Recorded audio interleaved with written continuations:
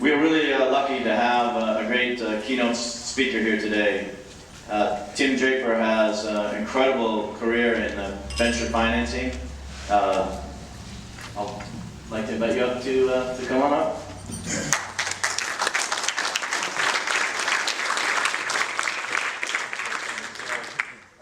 Well, this is great. You know, we're an hour plus late, and it reminds me that the SEC was supposed to have this whole thing.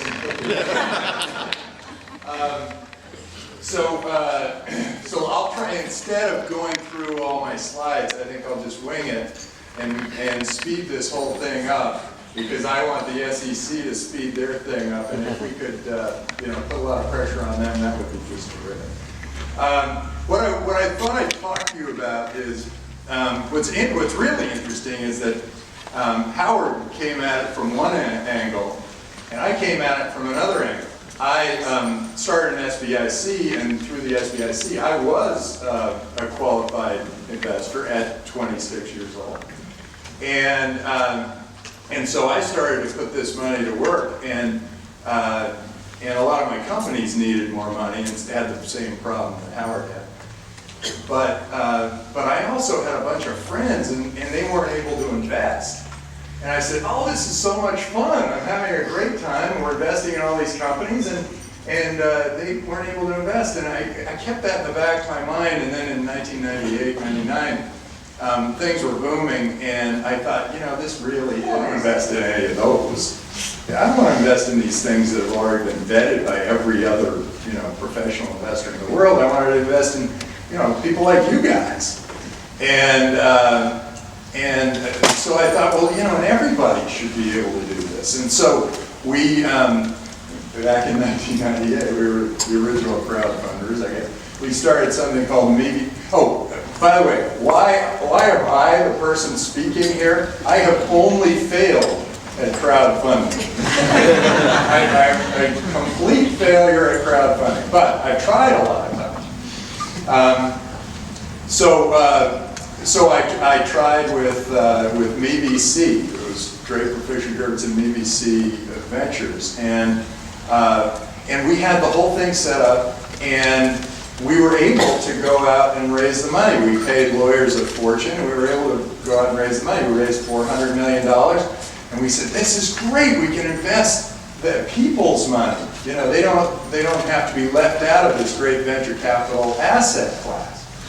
And we said, and we're in such a good position to do it because we have all of these companies in our portfolio that are fantastic, and we can pick and choose. We can make these people some good money. And then the government came down and said, oh yeah, we'd already raised the money. Okay. Oh, you guys can't manage this money because you also manage private money, and we are concerned that you will be investing in the bad deals with the one fund and the good deals with your private money. And I thought, oh my God, okay, well, we'll just hire a team of really good people to do this, and they'll make the decisions, and they can invest in our entire portfolio and anything else they see. And so we hired a really top-flight team, and then the government came down and said, oh, we can't invest in any of your companies. And I thought, well, where's the advantage here? This is just a bunch of guys, and they're trying to become a venture capital fund. And so then I said, okay, well then, and so we backed away, and we said, well, if we're not doing anything, we're not going to take any money. So we completely backed away, and we gave the fund to this venture group that we had hired.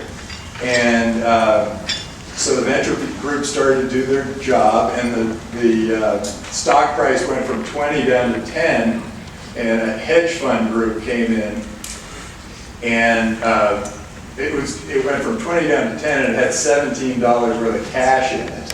And a hedge fund group came in and swooped in and grabbed MeVC off the market, and that was the end of venture capital in the for the public investor. And I looked at that and I said, oh boy, this is wrong. So my other experience was after Sarbanes-Oxley, we ended up with so many regulations that it almost didn't make sense for companies to go public unless they were worth about $1 billion. So these entrepreneurs, where I was making this promise, look, you work really hard for 5 to 7 years, and you get to be 20 million in revenues and 3 million in profits, and we can take you public. And we said that from 1985 to 2000 or 2003, and then all of a sudden I realized that that was a complete lie, because now that Sarbanes-Oxley came through and all these other regulations, it was going to cost, what was it, $4.8 million for these companies to go public. And so that, in effect, would wipe out all the profits of these companies that were 20 million in sales and 3 million in profits. And I looked at it, I said, oh yeah, well those were the rules before, but now, you're 20 million in sales and 3 million in profits. Put your head back down for another 5 to 7 years, get to be worth $1 billion, and then you can go public. And so these entrepreneurs, kind of started to look for other options, and a lot of them had to sell out. They couldn't raise more money because the venture market, no money. And so a lot of them, got to be worth like, $500 million, but still too small to go public. They file their S1 and then spend all that money on lawyers and accountants, and then not be able to quite take it public, and then they die on the vine. And a bunch of our companies were going up, and we're going, yay! And then they're going down, and then we're going, ooh. So I started looking at this, and I thought, oh my gosh, this is awful. How can we change the nature of this thing? How do we change it?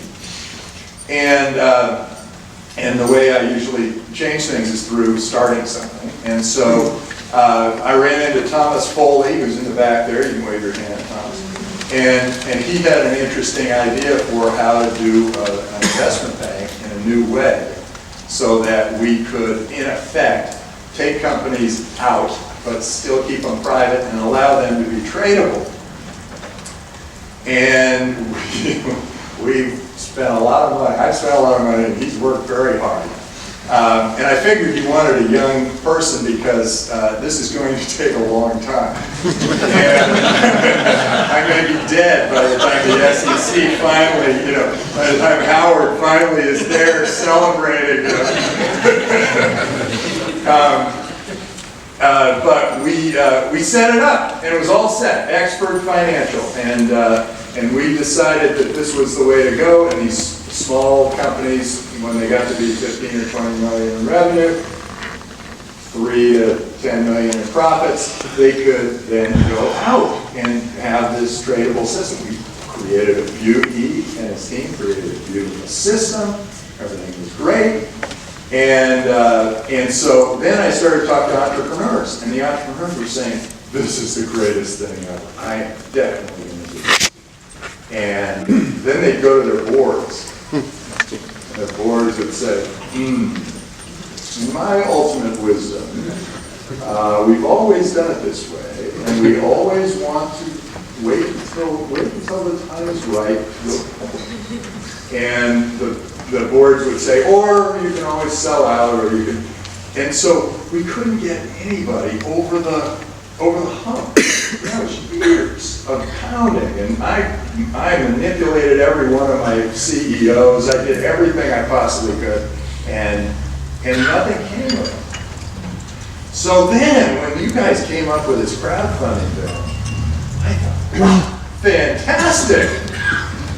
We're finally going to get this thing to happen, and it's really well written, and it had a lot of good input, and people have really figured this out, and now we can all invest in these companies, we all get going. And then, miracle of miracles, it passed, and it's a law. And then what happened? All of a sudden I realized that the SEC, 20 people, there are 20 people. Okay, how many people in the country? It's like 300 million, right? We've passed the law. Why are we waiting for 20 people to write down what they think the regulation should be? We should just go.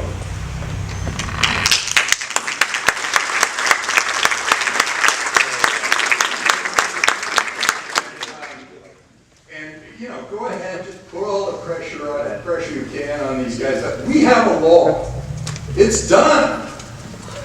We got, who made the SEC the great and powerful wizard of whatever? This is wrong. This is America. It's our country. It's our government. We voted in a law. Let's make it happen. So let's just put the pressure on them and say, hey, we're going to do this anyway. You guys come along or not. We're just going to do it anyway.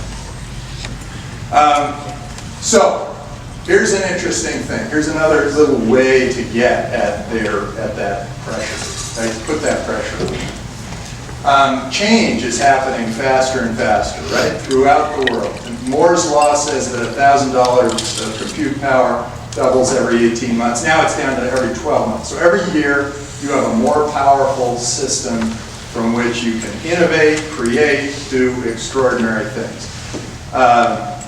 It also means that we've got to stay on our toes because change is happening faster and faster. It's actually also interesting that you hear all of this stuff about energy policy and electricity and whatever. The cost of electricity continues down. It's in an exponential way. Over the last 50 years, cost of electricity has gone down about 10x. We have great things happening. It all happened because of people like you, the private sector. We have amazing things happening out there. And so if you think about that kind of change, go back 150 years and think of all the change that's happened over that 150 years and how our lives have improved because of that. That's indoor plumbing, electricity, the computer, all the way up to the smartphone, the pill, the bomb, the whole, all sorts of things have happened. In the next 15 years, we will experience as humans the same amount of change as what happened in the last 150 years because of all of these accelerating changes in science and because more and more of us are a part of this economic system. We're all a part. There are more of us, more creativity is happening. So with all that change happening, there's one other thing I'm going to add, and that is we funded Hotmail, and I came up with that little message at the bottom of the screen that says, well, it's supposed to say, P.S. I love you, get your free email at Hotmail. But the founders took out the P.S. I love you, and they did, to their credit, do it. Now, to this day, we would probably have a more peaceful and loving world. But in any case, Hotmail spread to 11 million users in 18 months, and within our founder sent one email to his friend in India. Within 3 weeks, we had 100,000 registered Hotmail users in India. And all of a sudden, it all opened up to me. I understood it all. Geographic borders were going to fall. And we were all going to be able to do business anywhere we wanted to do business. And there was going to be commoditization of distribution, which is happening now, and a real premium on creativity, and what used to be a very small group of engineers and scientists, primarily in the US, that were really doing all the innovating. Now we have 7 billion people all being able to create and innovate. And you've seen the effect on governments. I went to Ukraine and met with the president of Ukraine, President Yushchenko, and he had led the Orange Revolution with instant messaging. The pretty women at the front of the lines went up there and put little flowers in all the guns. And they kept the pressure on the Capitol, and it finally folded because 24/7 they could use instant messaging to say, hey, I'm getting tired, I need a replacement, or hey, get me some pizza, or some Ukrainian pizza, bring a beer, whatever it is. And through instant messaging, they kept that pressure on the Capitol all the time, 24/7. That same thing happened in Egypt and Tunisia, and they overthrew bad governments there. So then the other thing is that we're all communicating, we're all sort of saying, well, where are the good governments? And so the governments have to now compete for all of you guys, for the great minds and the capital and the businesses of the world.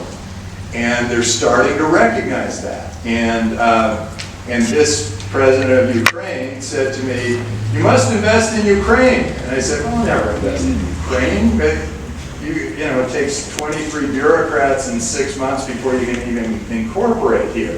And he said, "That will be 1 bureaucrat, 1 week." And now he never was able to accomplish that, but the idea of a dictator becoming a salesperson changes people's thinking. And interestingly enough, same thing happened to me in China with one of the big deputy prime ministers of finance. I said to him, "No, I don't want to invest in China." This was 15 years ago, 20 years ago. And I went over there just because I was sort of curious. And he met with me, and I said, "I'll never invest in this country." And he said, "Well, why not?" And I said, "Because I met a guy who started a chocolate company, built it up to $90 million in value, or in sales here in China, and you guys nationalized it." And he said, "Well, what would you recommend we do?" And I said, "Well, if anybody is willing to invest in China, you should make sure that they make as much money as they possibly can so they can come back and tell all their friends they made a whole bunch of money in China, and all their friends will come. You get more capital than you ever imagined." China recognized this, and somehow China became one of the great economic powers of the world. Interestingly, same thing has happened to me in Vietnam, in Korea, in many of the Eastern European countries, in Africa, all over the world. The dictators or politicians or whoever are saying, "Hey, we've got to compete for this because then we'll have a rich world." And then, you know, I've spent some time in Russia too, and where they have, I didn't quite understand Russia for quite a long time, and now I kind of do. They had the Bolsheviks come through, and the Bolsheviks said, "We're going to eliminate all these rich people." It's funny, you're hearing that here. We're going to eliminate all these rich people, and we're going to make business illegal. Okay, that was 75 years ago. So for 75 years, business has been illegal in Russia. Can you imagine that? You're an entrepreneur, you're a Russian entrepreneur, 20 years old. Your parents, their parents, and their parents all believed that business was bad. They all had this belief that business was bad. And you know, how do you overcome that kind of thing? But the Russians are doing their best. Medvedev more than Putin, but the Russians are doing their best to try to attract business there and to try to sort of build up an economy in this very competitive but also geographically unlimited. You know, Tennessee has said, "Oh, we've just decided that we're getting rid of all our income tax. Come to Tennessee." So there's this competitive governance that's happening inside our U.S., but the country itself doesn't have competition or doesn't perceive competition. And they don't perceive this rate of change happening. And they're wasting a lot of time getting this crowdfunding bill put together, crowdfunding law put together so that we can all, you know what the rules are. I think we've got a real problem, and you guys are the beginning of something really great if we can just put them over the edge. And it's not just and don't look at it incrementally like, oh, well, we can invest $500,000 if we're this kind of people, and we do this kind of thing, and we do that. Because every time there's an if, that's another form for an entrepreneur to fill out. Every time there's some sort of a what about this, what about this, what about this, which is what our government is killing us on. let's just do this. Let's just do this thing and get it on the same for everybody. Let them all invest and buyer beware. This would be, I mean, our country, you think we've got economic problems? If we don't do this, we're going to have the worst economic, we're going to watch a country that is the greatest country in the world still, although it's now ranked 4th as the best place to do business. You're going to see this greatest country in the world fall and dwindle down, and we'll end up being, in effect, we'll have the same slavery as Russia's had for 75 years. So now is the time. It is a great opportunity. We can, and on the other hand, if this crowdfunding thing happens, we will boom like nothing you've ever imagined. All of the creativity, all throughout the country and throughout the world will come here, and it will be the beacon. And I've created a university, Draper University, to hope to be that beacon for people all over the world to come and start their business and then get crowdfunded. And so let's hope that that whole thing happens. So thank you all for your patience.